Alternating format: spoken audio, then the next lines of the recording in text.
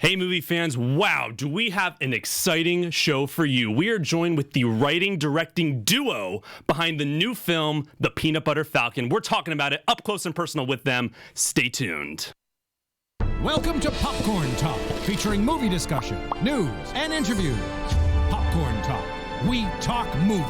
And now, here's Popcorn Talk's iTalk Movies. Hey movie fans, welcome to another episode of iTalk Movies. This is the show where we get up close and personal with those in front and behind the camera about movies in and out of the theaters, streaming services, and video on demand. I'm Ryan Nilsen, and today we have some really special guests. I'm joined by writer-director team who have accomplished their first feature film. It premiered at South by Southwest, and it just got a little bit of a wider release. It stars Shia Labeauf, Bruce Dern, Dakota Johnson, Thomas Hayden Church, and in its first motion picture to star, one of the few motion pictures to star, an actor with Down syndrome as the lead, Zack Gottsagen, which is incredible. Please give a warm welcome to directors Tyler Nilson and Michael Schwartz. How you guys doing? Fantastic. Really Thank good. you, Ryan. So excited to have you here. Thank you for having us. A fellow You're Nilson. welcome. As one Nilson to another Nilsen. We do have a similar last name, don't we? There's a Nilson battle. Yes. There's one letter different. I'm E-N, you're Yep. O-N. Yep. And it's not that one of us is better or worse than the other, but We can settle this with a jousting match. Yes. Right. So we'll probably do that after the show. Arm wrestling match. To the death. Indian leg wrestling. Yeah. We'll do wrestling because that'll fit this film. Yes. Which, again, congrats on the film. Thank you guys. so How much. are you feeling? Like, this must be, you're in the heyday. It's out. People are watching it. What's it feel like? How are you guys feeling right now with this film out? I feel really satisfied. I think we worked for 5 years. I'm really proud of the performances in it. So for it to be, we're out in a couple cities right now, and we're going wide on the 23rd. So it's pretty cool to be like, hey, this thing we kind of had an idea about is getting seen by people. So exciting. 5 years. I mean, Yeah. was it worth it? No. I'm going to go home now. Well, I know there were a bunch of trials and tribulations with this movie. I mean, 5 years is so much time to dedicate to it. Were there any moments within those 5 years where you thought, you know, maybe we sit this one out, maybe we stop? What was the low point of making this? What were the obstacles? I think if I had known it was going to take 5 years, I would have never started down the road to Really? be told it. Well, I mean, I thought it was going to take us, 6 months, maybe a year? 6 months. I mean, I don't know. But also there's this thing where you have team mentality. So like when I got tired, Tyler would pick up the slack. When Tyler got tired, I'd pick up the slack. Yeah. And then I don't think either of us wanted to be the person that quit. So, you know, like we might have been living in a treehouse and not have any real prospects, but it's just like, okay, I have an idea. We're going to email everybody on IMDb. Yeah.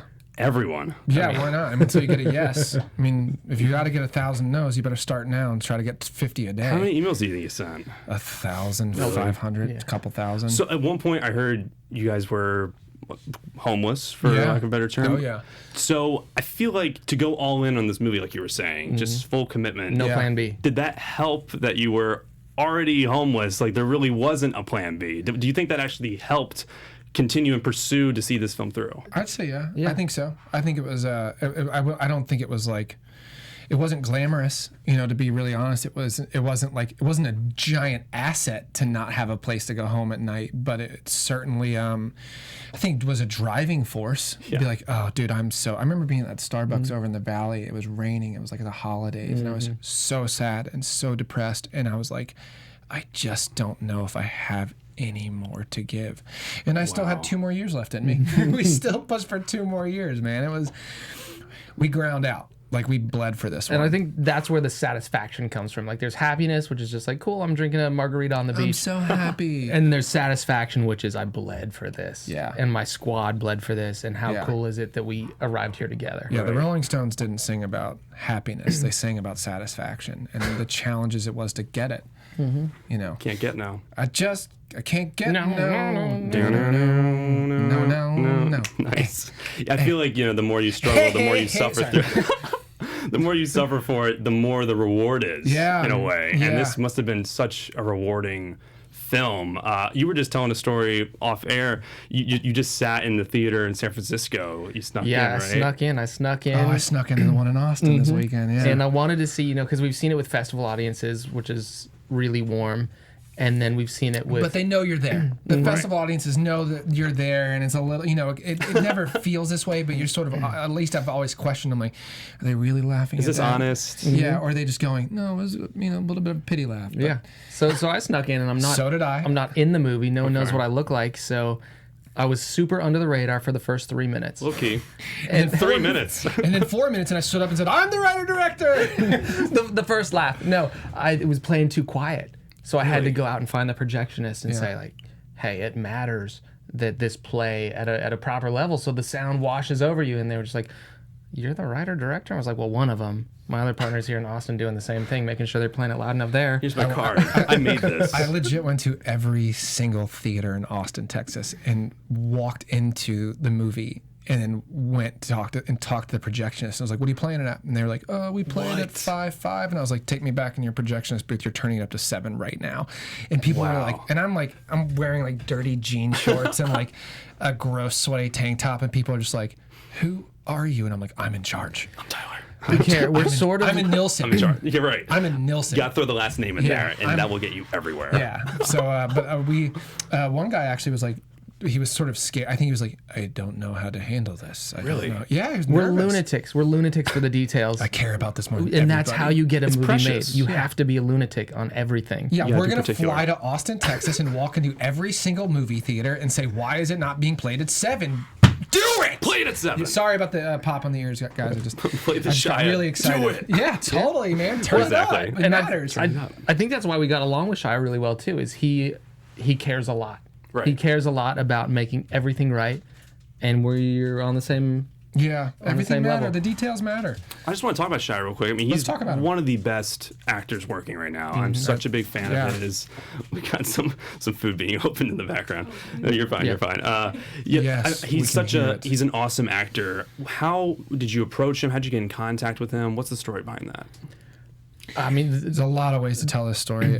let's go the other way, the rare way. The rare way. Yeah. I love rare things. Yeah, I mean, sometimes you don't know how much time you have or the convolutions, but to get anybody to read the script took a long time, and Right. and then we Yeah, everyone has a script. And not in a bad way, but like there's a lot of scripts floating around. Yeah, we don't have agents or managers. Nobody's reading our stuff. So like, yeah. So we had to shoot a trailer basically that showed what the movie felt like, showed that Zach could do the acting job. And then we sent that around. That's when we were emailing everybody. Right. And we got Josh Brolin to write back. Wow. And he put up a message on Instagram that said, I want to help people this year. It was like December 31st. You replied. Immediately we were like 12:01. We were like, hey, January 1st, 12:01. We're like, hey, you're giving away help. It's just an Instagram DM. Yeah. First in line. And that's how we got in contact. It's true. It's true. That's so funny. A lot goes down in the DMs. yeah, definitely. It all happens in there. The Brolin DMs. But Yeah. Brolin wrote back and he goes, that's not what I was talking about, Yeah, it's not what I meant. oh, but I'll help you. I'll help you out. Yeah.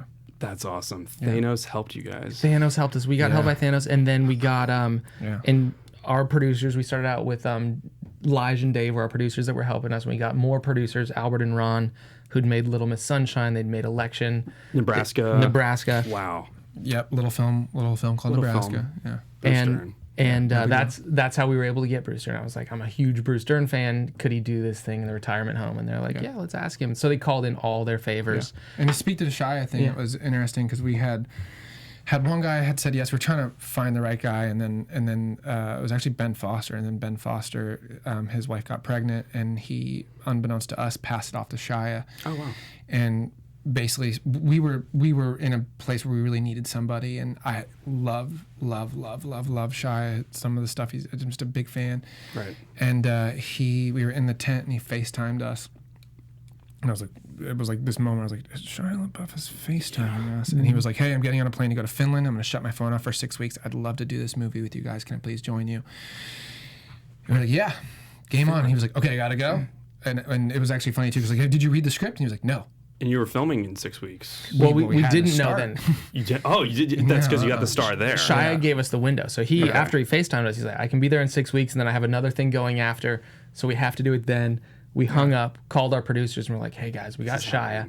We got to do this in 6 weeks. Go, all systems go. And all the rest of the cast came in. Wow. All the crew, the DP. Like we Yeah. found everybody within 6 weeks when we were shooting. God, the making of this movie could be a film on its own. It's funny because even retelling the story makes me nervous. I'm just like, and then we had to go make it How happen. did we make it happen? Wow. Oh, and so gosh. I just want to talk about the way that all kind of went down real quick in terms of, it's so hard in this town to get anyone to read your script. Totally. It's hard to, yeah. So you made a concept A piece. proof of concept. Proof of It concept. was essentially a trailer. Mike and I mean, we study storytelling, and trailers are a 2.5 minute, 2 to 3 minute form of storytelling that is essentially breaking down an entire arc. And so I study trailers. I study what lines are in trailers, what they use to tell you information, what information they give you. Like, Wow. So we studied trailers, and we basically we knew going in, we went and shot the stuff to make it feel like a longer sort of like 4 or 5 minute long trailer. gosh. So we knew we had to get certain lines to tie things together, certain shots, hero shots. Like even some of the shots we got are still in the movie and the trailer itself. Like the wides of us The sailing wides of the boat. raft sailing was just, actually It's in the concept, the proof of concept Yeah, we video. shot it. Mike and Dave were on basically a jet ski, just rolling around with the camera, and I'm sailing with Zach into the abyss of the ocean, and like that's in the movie. And it's easier to shoot that with 4 people than it is a crew of 80 people. Yeah. To Right. be out on the open ocean,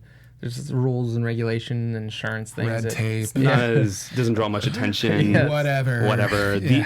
What's so crazy? I'm really passionate about indie film. I'm a filmmaker myself, and one thing I think is really clever with these proof of concept videos is I feel like that should. Do you think that should be required for a lot of indie filmmakers? mean, Should it be expected? If you can figure out how to do it without it, well, I'll say this. Requirement, no. Requirement, no. I'm not one for requirements, but I think it was really helpful to get our story moved forward, and then also everybody on the same page. So like when Shia and Dakota, even Thomas Hayden Church, even John Bernthal, everybody had seen the proof of concept, and they're like, I get what the tone is. We're to making speak- that. And to go backwards, Shia hadn't read the script when he asked to do the movie. He had only seen the proof of concept. Really? So Yeah. that convinced him. He was like, I'm in. I want to be a part of this. I think he read like the first 5 or 10 pages, and he was like, I don't care. Let's do it. So it helped convince people. Oh my God! It more than helped convince people. It showed that we could do it. It showed that, like, as first-time writer-directors, it showed that Zach could do it as a star of a film having Down syndrome. Right. It showed the tone of the world. The music is still the same in the proof of. I mean, we studied also, like, Whiplash is one of my favorite movies the last few years. And they started out with a short film, like Bottle Rocket did the same thing. So it's when you're doing your first thing and no one knows what you do, Yeah. you got to do the work. Now that being said, the requirement to just want to get it. Obviously, it should not be a requirement for anybody to do anything. But I think as a young filmmaker, it's a super intelligent approach to take. To be like, I want to make something. How can I, right now, just do something to get me in that direction? I'll tell you, a lot of the stuff we shot from the proof of concept wasn't very good. We had So you learned some things. Exactly. Totally. So we go on set and you're like, oh, that didn't work. It's a dry run. You're going, oh, that didn't work like that. That wasn't super Get intelligent. those reps. Yeah, like, Nice. okay, that was something I hadn't thought about. That problem was something, something we learned about Zach when we were shooting the proof of concept was Zach doesn't sweat. A lot of people with Down syndrome don't sweat like you or I would. So like when we were shooting, Zach was always just like shirt off, jumping in the water to cool down because we were shooting in the middle of summer in North Carolina, this proof of concept. Right. So that became a lot, like we'd already written the movie, but we were like, oh, let's make sure he's like cool, and we keep water on set, and then we like have him, like, let him jump in the water whenever he wants to cool down, like to like just to like learn. We learned each other. We learned how to work together. So. You learn so much from doing that, and like Totally. you said, a ton of filmmakers who want to do their indie feature, they start with the short as their version of a proof of concept and submit that to festivals so that they can make that feature, which I think is such a brilliant approach. And I mean, we're in such a changing time for indie film in terms of raising money, in terms of getting investors and getting people to back the film. What were the challenges, and once you did get that backing, how much quicker did things start moving? The challenges were enormous. Every single office, if we could get a meeting, because getting meetings even then, like, how do you get money? Like, We don't know people that set meetings, or we do now, but we didn't then. We didn't have manager or agents. We're just two nobodies, So like, we got a very few handful of meetings off basically emailing every single person on IMDb. We'd walk in and people were like, okay, if you get an able-bodied actor to play this guy with Basically, Down a syndrome, movie star. If you get a movie star to agree to play disabled, then we can sell it and we can do foreign sales and we won't lose money. Yeah. and that wasn't working for us because we wrote it for Zach. We knew that Zach could do it better than anybody else was the biggest part. Yeah. And that's what we were there to do. So we went into Armory Films, Chris Lamole specifically, and Chris has a family connection to Down syndrome and had just had a really big sale with Mudbound at Sundance, and I think it was kind of rolling that success into something new. And we went in and we were just like, here's what we're doing. And that dude is dope. We walked in and I was like, here's what we're doing. Down syndrome in the South, and it's it's a tough investment. Like it's a really risky business decision. And Chris was just first time directors. Yeah, of course, man. Like first time proving somebody can do this. Like the amount of things that statistically should probably go wrong were high, right? Were very high. And Chris was so supportive, and he was like, "Yeah, dude, let's do it. I couldn't imagine not supporting you guys. Nice. It was really rad. But I also think we got that because of the proof of concept, because we could show him this is the movie, this is what it's going to feel like, and he was like, there was no questions about the tone or even the color palette. We even did color treatment to it. Color treatment. We even did prep. We storyboarded the whole movie. We went with J. Todd Anderson, who did all the Coen Brothers movies. Wow. And paid for it out of pocket, had him do all our storyboards. Yeah, and even incredible. He was like, the script is great. I love the script, but even he helped us make it a little bit better in points. And that 4 years of prep might have made the movie 80% better, just because we had to take our time. No one was saying yes. We had to make it a little bit better. And here you are. I just wanted to switch gears and talk about the movie itself. Yeah. So the log line for this movie, I've heard you give this long line of like, it's a young man with Down syndrome who's breaking out of a retirement home to pursue his dream as a professional wrestler. That sounds good. Was that always the story that you were going out to tell? No, I mean we're writers. We saw Zach performing in a short film that we were working on, and he was a fantastic actor, and we wanted to make a film with Zach because he's a great actor. Right. It wasn't like. It's just one of those things like what are stories we know? I come from the Outer Banks of North Carolina, so I think it really helped us. That was like I knew we could get boats and like exteriors for free. We had Zach, so it was like it became an issue, like not an issue, but it became a thing of like how do we put all this together, like an episode of Chopped, Yeah. But yeah, like breaking out of a retirement home, like I don't know, my buddy, this old guy I know named Jim Shipley had done the same thing in prison. He had told me he was like my neighbor, and he's like, this one time I was in prison in Augusta, Georgia, or something. And he was like, I slipped through the bars, and I was like, oh, that's kind of dope. You stack these things as writers, right? But early on, I think when we were just like Tyler and I go on long hikes and we talk about story, and we'll go down a jag and we're like, what if this happens? And we go, oh, okay, no. What if that happens? Okay, what if that happens? The first thing was we're like, well, let's make a two brothers hiking film. Yeah. Like just two brothers go hiking. Travel. And I think that heart is still there. It still feels like a brotherhood travel thing. And that experience they share. And that experience, but then we're like, oh, there's not enough arc if they're already brothers, so we're going to separate them and do a chance encounter, and then you get more room for Shia's character to have that big arc. And so you start getting more of the narrative beats in there. That's so great. I just wanted to talk about Zach real quick. Let's do it. I'm from Delaware, and Delaware. Delaware. And for an entire year, the dumbest joke ever. I mean, everyone takes shots at Delaware. I know. I love it. Yeah. Deep down Delaware's dope, man. It is dope. First state, no sales tax. Solid. Pretty fun You can place. drive I across think in a small amount of the time. 30 aluminum minutes. cans 10% rebate when you recycle. You know more than me. Yeah. You know more than me with Delaware. I read it on the top of the. I mean, he doesn't know more than you. He just is an understanding of the recycling. recycling. Also, it's on the beach. It's on the beach. There's plenty of stuff in there. And with Zach, I just wanted to bring Zach up. Gottsagen, yeah. So for a year, I volunteered at a theater company where we worked with young adults and adults who had Down syndrome, autism, and just working with them acting and performing. I found it so remarkable to have an entire feature film with a lead that has Down syndrome. I just wanted to talk about where you met Zach, the first encounter, how you became friends, and just how that relationship blossomed into putting him in this film. Yeah, we met Zach 8 years ago. So similar thing. years before we even started writing the script. And he was at a camp for people without disabilities to make short films or hang out. And we saw Zach. He's been studying acting since he was 3 years old. Like went to a mainstream performing arts high school And middle school. And Dude went to a performing arts middle school. Talk about commitment. Definitely. He's an usher in a movie theater right now. That's awesome. Because he just loves, like, he's devoted his life to movies. So we met him at this camp in Venice Beach. Okay. And he was making really good acting decisions. And then one night at dinner, he was talking to Tyler and I and just said, I'm ready to make a feature. I'm ready to be a movie star. He's ready. And I'm in. Let's go. My time is now. And we sort of had that conversation like, hey, man, it's really tough for anybody to be a movie star.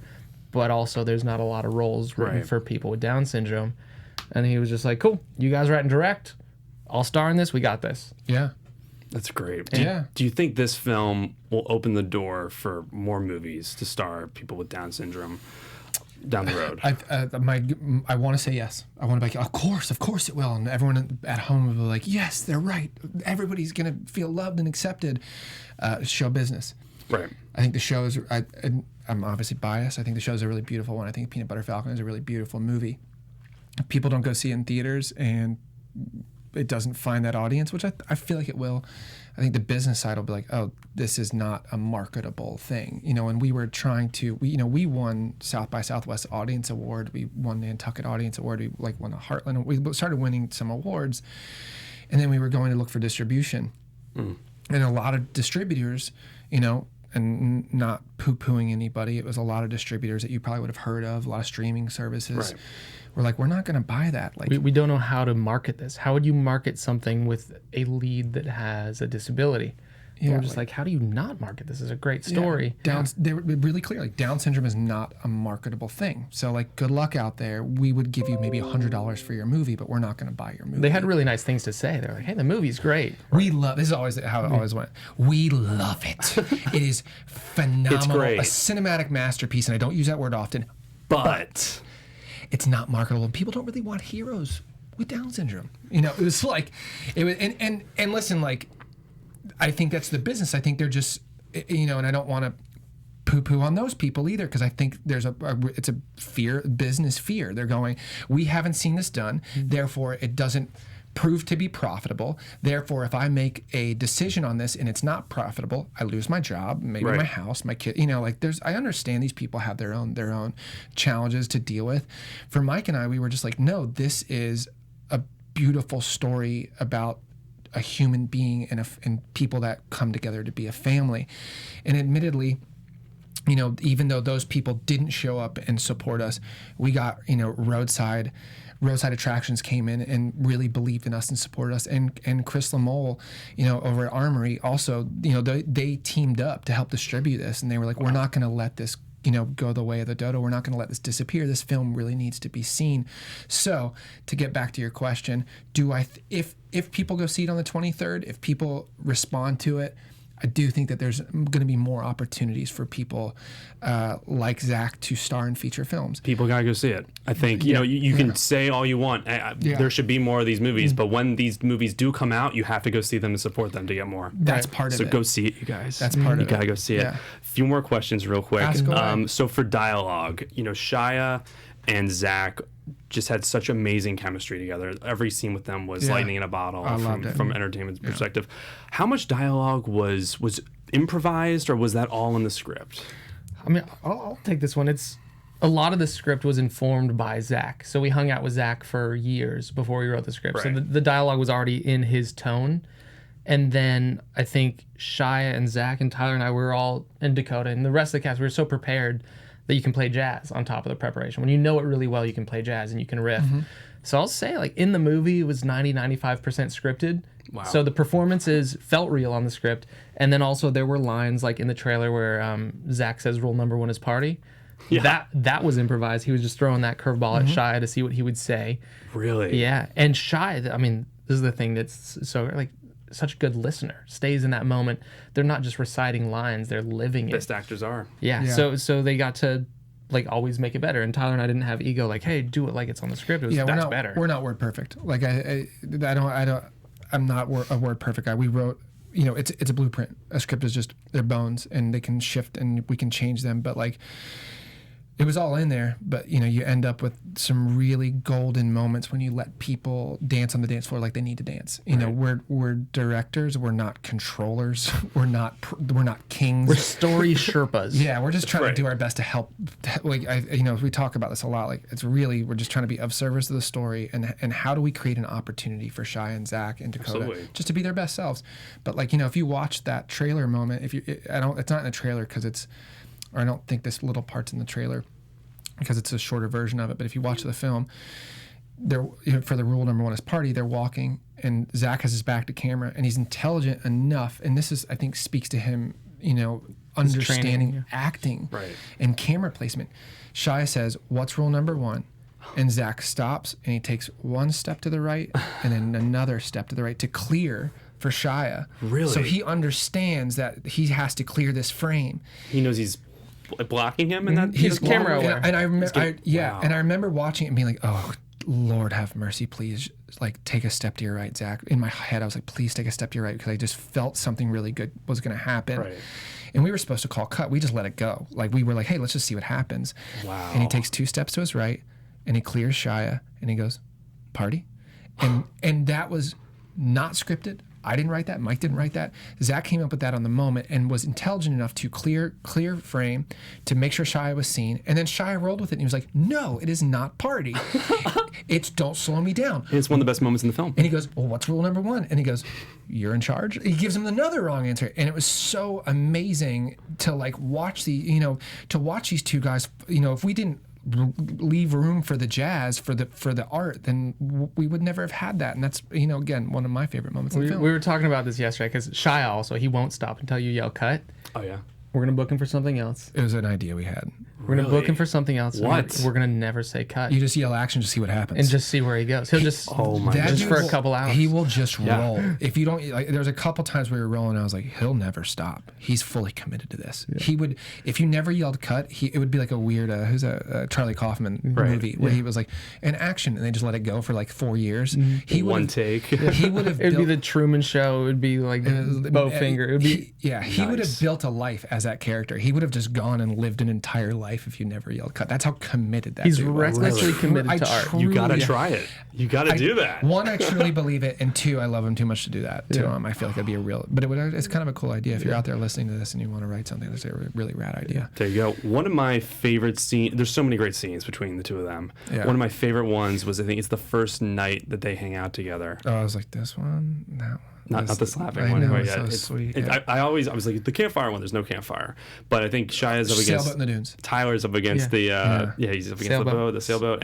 Yeah. And he asks him, Zack reveals he wants to be a wrestler. Yeah. And he says, he wants to be the villain. Yeah. And they have that conversation about, like, well, why do you want to be the villain? Yeah. Yeah.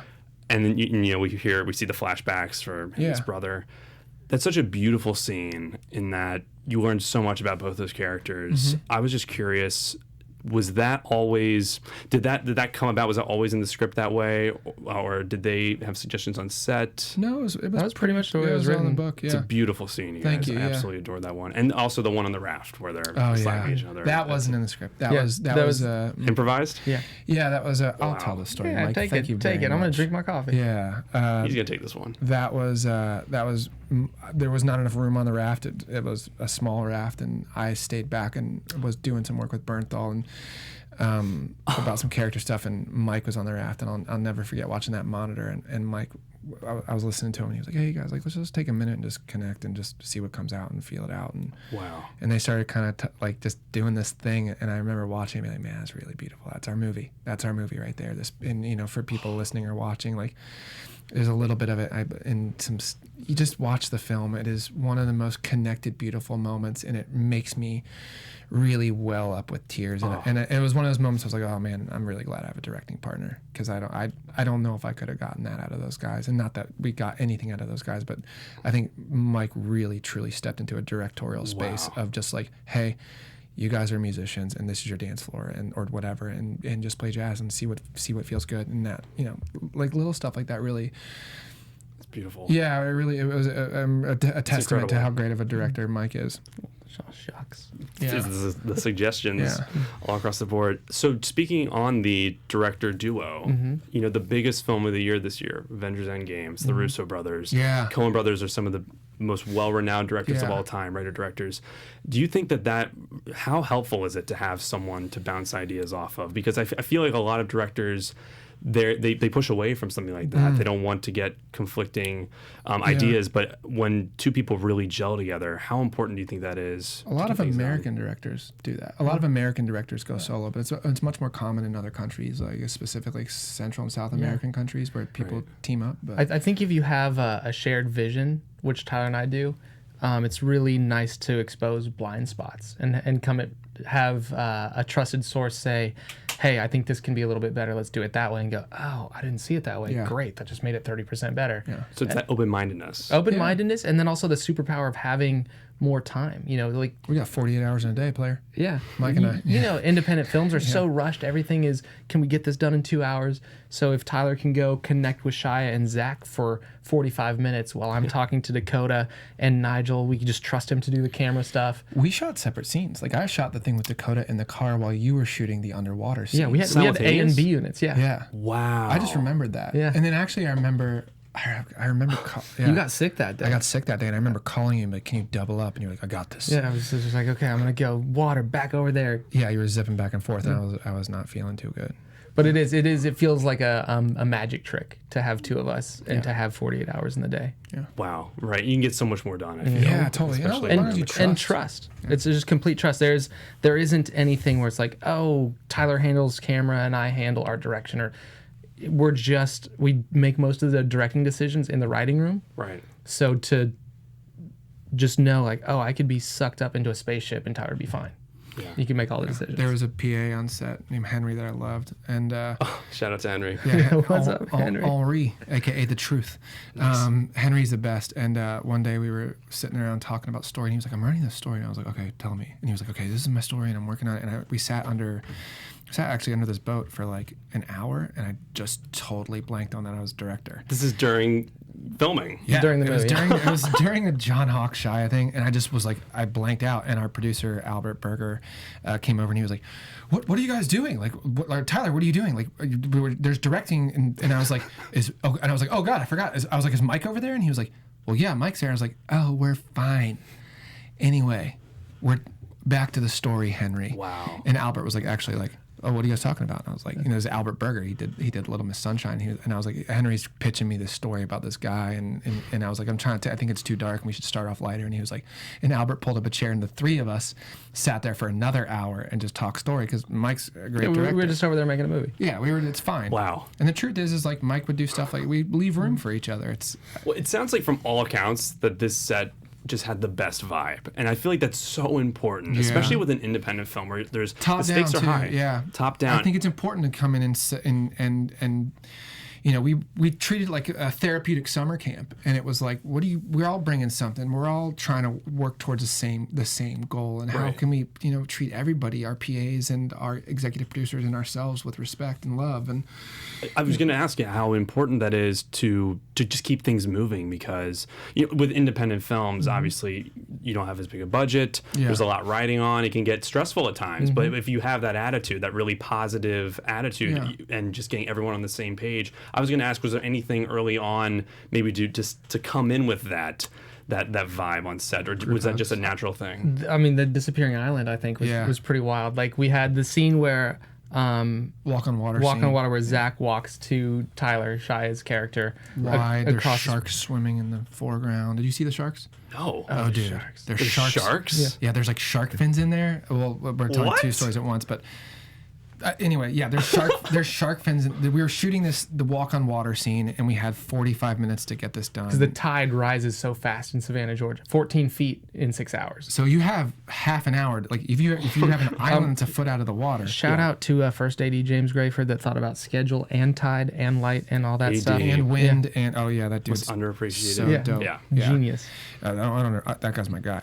He's the guy. But so we had like half an hour, and we were all like as a team, like running and like, get the cameras out. We have half an hour. And we actually, it was the last shot. It was the wide. We were back in the wide, and Mike and I were standing in waist deep water, and looking through the monitor, and I was like, Mike looks at me and he was like, "Dude, do you see all these shark fins?" And I was like, "Yeah, this is freaking kick butt. Watch out." I was like, "This is." Good I was use like, of "This language is." there. Might be able to say that one. I was like, "Yeah, this is freaking kick booty." Kick booty. Yeah, and Mike was like, "Yeah, look at the monitor. You can see all the sharks in the monitor." And I was like, and literally, shark fin's like 10 feet from us, and I was like, "Yeah," and I was like, Wow. And Mike was like, "This is gonna be so cool." But like, we kept that shot in the movie. It's a really beautiful. It's like one of my favorite shots. And I remember looking at Mike and being like, "I'd lose a calf muscle for this shot.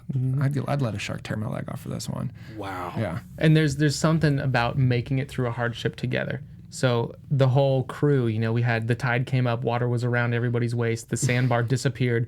We're pulling each other onto the boats. Oh my We gosh. lost Sharks are swimming around. $5,000 worth of walkie-talkies. Were Sorry just about ruined. that, Chris Lamole. We ruined the walkie-talkies. Yes. But that was day 2, and to have made it through that, and everybody go, Me too. the shots were amazing. It was so good. There were waves everywhere. There were sharks, and we made it.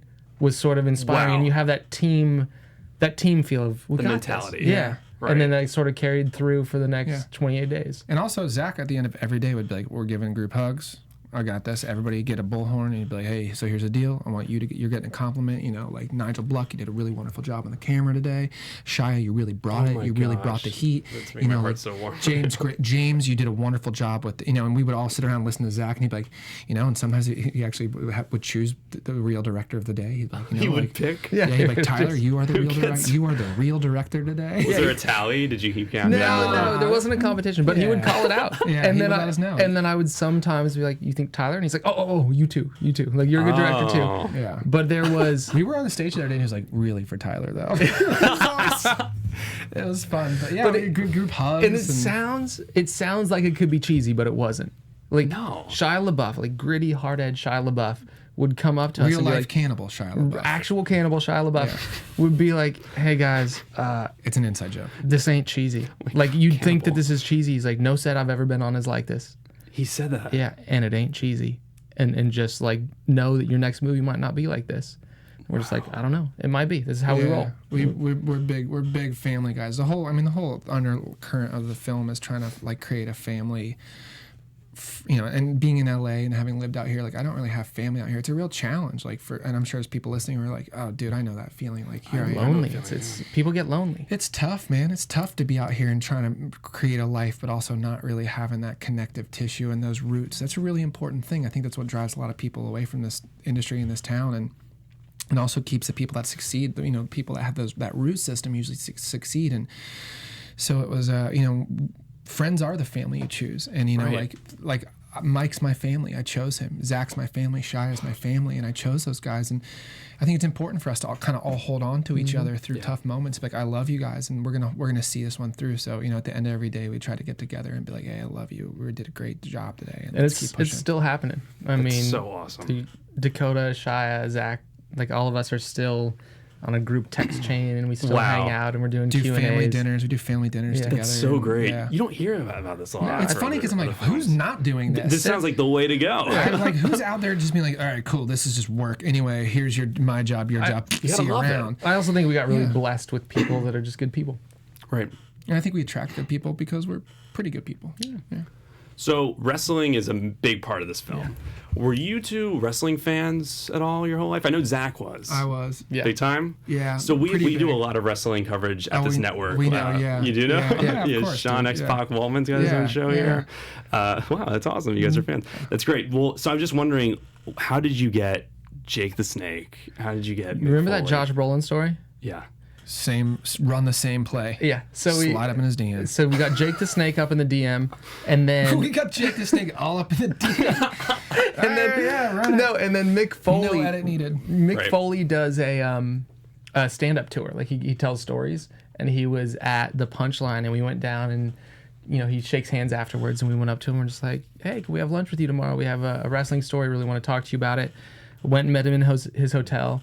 He came down, had our binder with the script and with the pictures and the storyboards, and, and he was just like, "Yeah, this looks really cool. I'll do it." And then it took us another 2 years before we shot it. So he would call. It had Tyler's phone number on it. Every 4 months, I'd be like, "Mick Foley's calling me," and he'd be like, "Hey, Mick," and he'd be like, "Hey, so What's the deal? When are we shooting this? He legit was like, "I got this thing on my coffee table, guys. What's going on? How's it going? How's it going?" And we were always like, "We're gonna get to you. We're coming, Mick. We're coming for you, brother. Wow. I promise. Give us just a couple more months."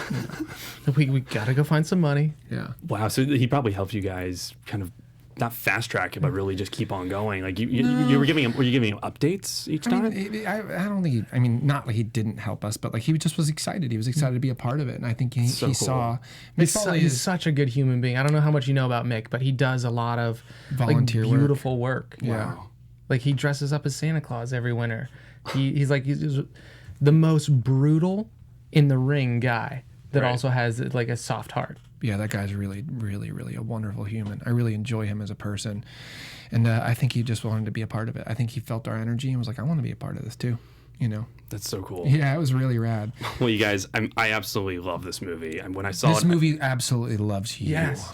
Nilson to Nilsen. Nilson and Nilsen, dude. We have that bond, man. That We got that bond. brotherhood. It was just so refreshing, I think, to see a movie in the theater where you're crying as much as you're laughing. Yeah. And it's not 5 hours, and it just was a beautiful film. Thank We you. really thank you guys. Before we wrap up here, I had some rapid fire questions Okay. I want to throw at you guys. So real quick, okay, are you ready? Yes. We're gonna Y'all go ready through for these this? pretty quick. Dun, dun, dun, dun, dun, dun, dun, dun, Okay, dun, so dun, dun. some of these are related to the film. Some of these are just personal things. Okay. Oh, Go to breakfast meal. what's with your mom issues? Coffee. Coffee, Coffee with butter and oil. butter, and oil. Yeah. Should I follow up on that? Okay. No, I mean a little coconut oil, a little bit of butter. Oh, put it in gotcha. your coffee, blend it up. It's a thing. It's called bulletproof.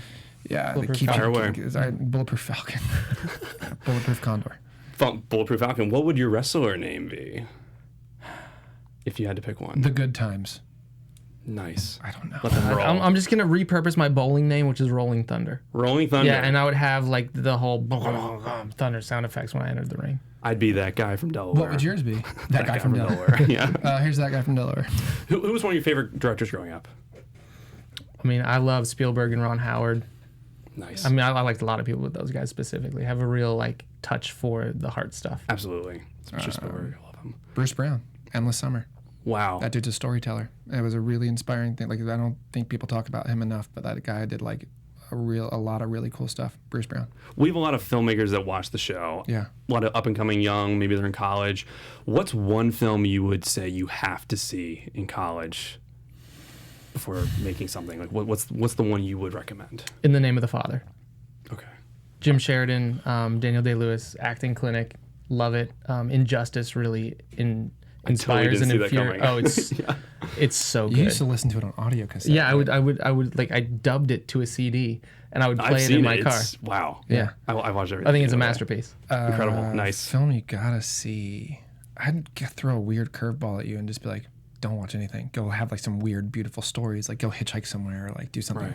I think I was a boatman in the South Pacific and I never went to film school. I liked story, but I just was like hitchhiking on a boat in the South Pacific, like getting staph infections and living a very strange life while Mike was like riding his bike to Canada from California and like dancing on a street corner in the middle of winter for 4 months and like Having adventures helps Yeah. to tell stories for sure. So just Right. go create your own dope story. And also, Incredible I like suggestion. Bottle Rocket. It's a great movie. It really still hits one of my favorites.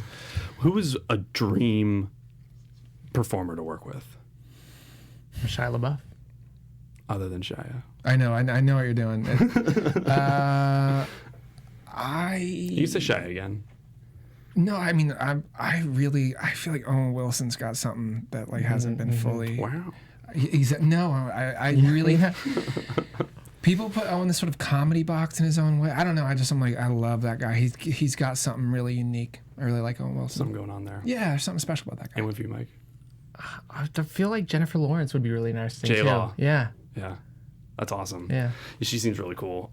What's one word of advice you would give to an aspiring filmmaker? Yes. Yes. Oh, one word, or can I like phrase it? You need a phrase. Okay, because I was just yes then. Make a proof of concept. Keep pushing. Do everything you possibly can. Care a lot. Care more than anybody. Care more than anybody. Stick it out. Nice. And understand that no one will care as much as you. Right. Yeah. Nice. Be rest forward.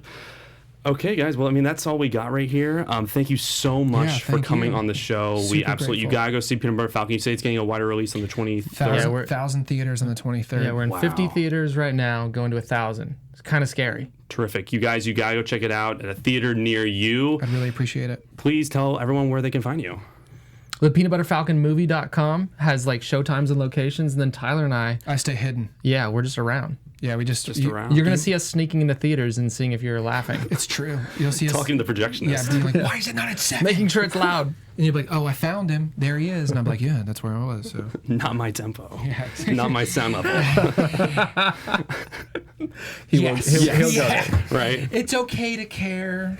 Well, you guys, thank you so much for coming on the show. And this was another episode of iTalk Movies. Again, I'm Ryan Nilsen. You can find me at Ryan, Nilsen _. I'm still trying to get that handle from someone in Maine. But guys, thank you so much for tuning in.